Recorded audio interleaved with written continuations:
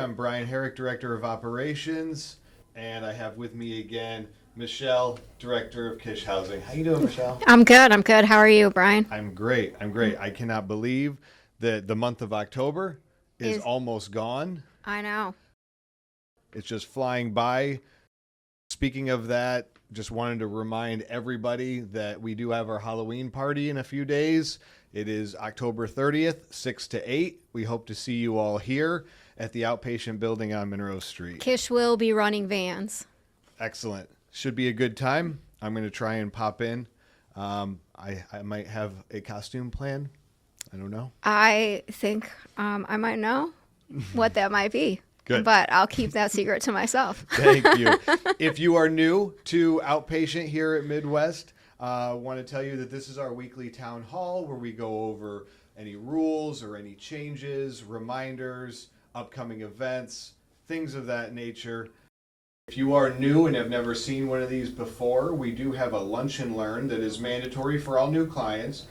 It's mandatory, but we hope that you gladly attend. We serve lunch and go over the ins and outs of treatment and what you can expect here and what your expectations are while you're participating in treatment services here. Michelle, would you like to start us off with some announcements you might have for Kish, and then I'll roll into mine? Absolutely. Good morning or good afternoon, everybody who's watching. I wanted to start today and talk about a few things from the living agreement because I'm not sure that everybody gets a lot of clarity when they first come in. It's a lot on that first day with housing orientation and admission and all of that. So maybe some people didn't fully understand the expectations. So I wanted to cover a few of those things. So I wanted to first cover that every person that lives at Kish does have a requirement to perform 5 service hours a week. If you're not working at this time, you're welcome to do your service hours in the community. You can see Kish management or staff to help you schedule something that would make sense and be of value for you. If you choose to do it on our properties, you just get an assignment from the office. I'll give you something to do. You complete that task and then come back to the office and get your sheet signed. And that volunteer sheet goes in your manila envelope and gets turned in every Wednesday. Along with that, you are required to do 3 sober support activities a week. So that'll drop down to 2 once you start working. But the whole time that you live at Kish, there is an outside sober support requirement. So if you have questions about that, please come to staff and ask us. But we are expecting that you turn in at least 3 meeting stamps and at least 5 sober support hours every week in your folder, Wednesdays by 10 p.m., and you're going to turn that into the office. So it just seems like some Kish residents didn't have clarity around that requirement, so I wanted to make sure that got clarified. Now I want to discuss the morning van situation at Kish. Kish staff does wake-up rounds to make sure that everyone is up and getting ready for their day. And the vans start running at 7 o'clock. Lee pulls out with the first van at 7 a.m. to come to Kish. And it's kind of a revolving loop that they do until about 20 after 8. If you're still on property at Kish at 8:30, you are technically late and out of compliance. There is not an 8:30 van. So there's this idea that everybody's waiting for the 8:30 van, and that in fact is not a thing. So I need everybody to really pay attention, be conscious, get up when you're asked to get up the first time. Please don't make it a habit of going back to sleep and waiting for staff to come and get you again and again and again. Be proactive, get up, get moving, get out to the van earlier than you need to be there, because it'll reduce the amount of stress and anxiousness that you feel during the day if you start your day without feeling rushed. The next topic I just wanted to bring up was fire safety. Staff and maintenance have painstakingly gone through each unit to ensure that proper smoke detectors are hung and operational. This is really, really important. This is a state standard that they have to be hung, they have to be working. Please stop taking them down. Tampering with them could be met with disciplinary action according to our living agreement. This is a non-negotiable for Kish. They have to remain up, the batteries have to remain in them, and they have to remain operational at all times. We've gone through these units and reset the smoke detectors multiple times, and that's unacceptable. Please leave them alone. Lastly, I want to say that the carpet cleaners will be out this week to clean most of the units that haven't already been done. So I need your help. Like, I need every Kish resident's help who has carpeting in their units. I need you to pick up all of your belongings off the floor before you leave for the center each morning all week until the carpet cleaners make it to your units.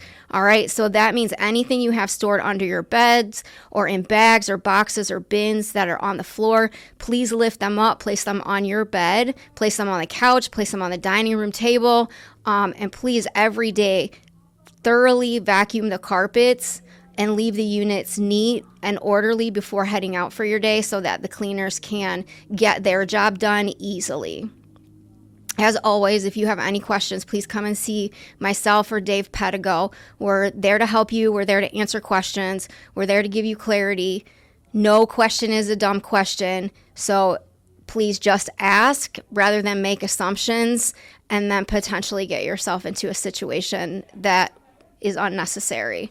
Let's all remember to have a great week, and we will be participating in Trick or Treat on Friday night. Candy will be made available for you guys to pass out to the trick-or-treaters for each building. I want to jump around a little bit here because on the topic of cleanliness at housing, I wanted to give a couple shout-outs to Yvette and her roommates. I'm not sure who they are, but as I understand it, they have as close to immaculate living conditions. Also, Derek and Lolo, we see you. You're doing a great job. I want to say that they did some extra cleaning in a few of the units that just went above and beyond and did an amazing job. So if you're looking to build healthy habits, and cleanliness is going to be a routine topic of discussion, some of your peers that have these skills, have these habits already, I am very sure would be grateful, and we would be grateful, and they would show you how it's done. The cleanliness also spills over into this building too, and everyone, I want you to know that I'm very passionate about what we do.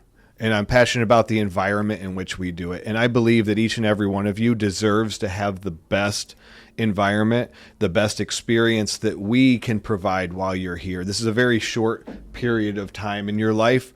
And we want you to be able to respect yourselves, respect your environment, and respect each other. The cleanliness or lack of has become an issue here at the outpatient building as well. So I am asking, please, that while you are starting your recovery journey here with us, please pick up after yourself. The lunch trays, please return the lunch trays back to the kitchen. If you see something on the floor, even if you didn't drop it, pick it up. It takes 2 seconds. Please.